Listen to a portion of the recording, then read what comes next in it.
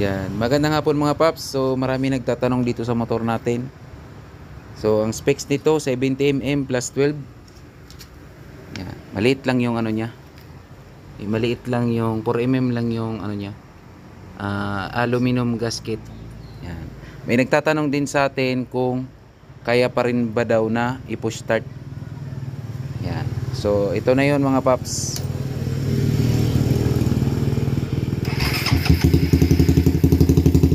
Push start pa rin yan.